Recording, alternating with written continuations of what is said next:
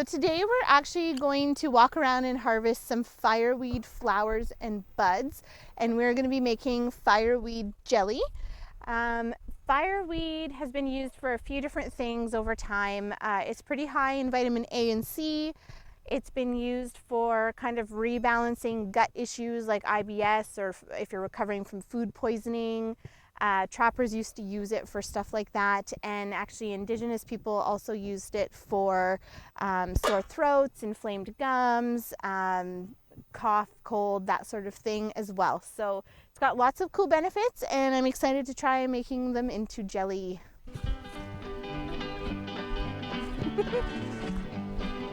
Did you get me falling there?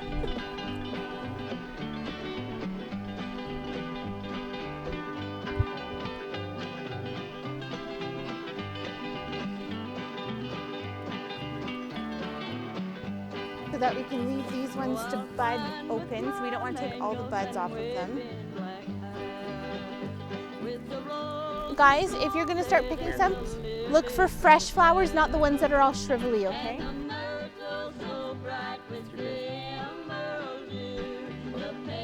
Don't take all of them off of one plant. Always leave a little bit on each plant, okay? Never take all of them off of one. And if you see a bee on one, just let him have it. Take it all, there's nothing for the animals. There's nothing for the next time. Right? We're not the only people who eat fireweed. Bees eat fireweed. I don't know. Butterflies here? Butterflies.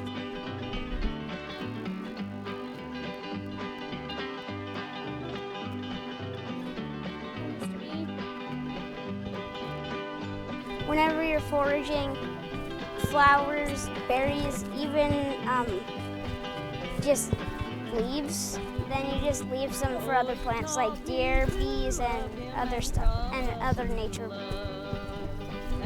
mammals. Never take everything on one plant, always leave something on a plant.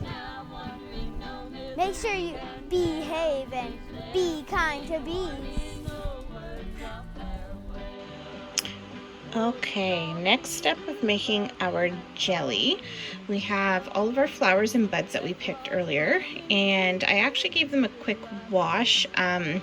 There was a lot of bugs in them, and I don't really savor the thought of cooking bugs with them. So what we're going to do is we're going to see how many cups we have and put it in this pot here, and we're going to cover just enough that it's covered in water. So we're going to add some water till it's just covered, and then we're going to boil it until all the color kind of drains out of the flowers here and they become kind of a gray color.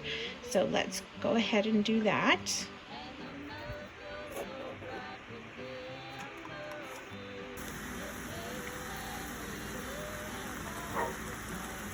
So we are actually sterilizing the jars that we're going to be putting the jelly in, and they have to be hot when you put the jelly in anyway, so we're going to take care of that while we're finishing the process of making the actual jelly. You can see it's got that gray hue like we talked about, the colors kind of drained out of the flowers. So now what we're going to do, we're going to run it through the cheesecloth. We're actually going to squeeze out all the liquid, and we'll be using that liquid from the flowers here.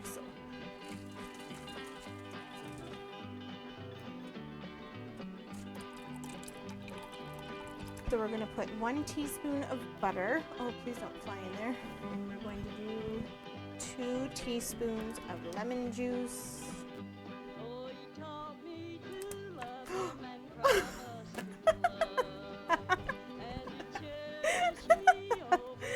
And we're going to do 2 packages of the powdered pectin. Do not go with the liquid. Apparently that's not going to work. So let's do...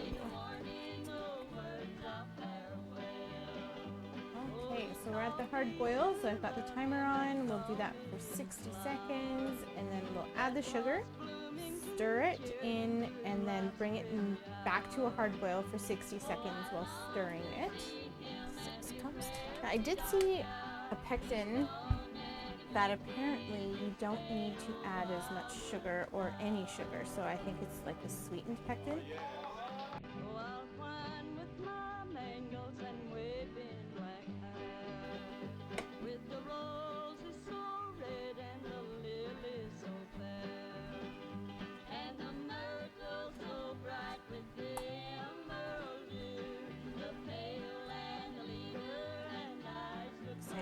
let's pop the lid.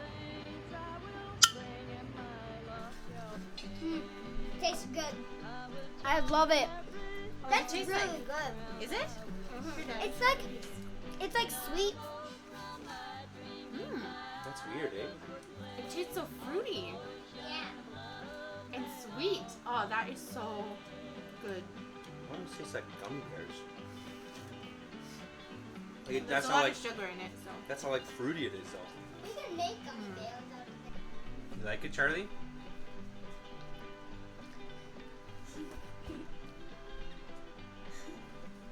So, the verdict is in. Everyone loves the fireweed jelly. It's really fruity and sweet.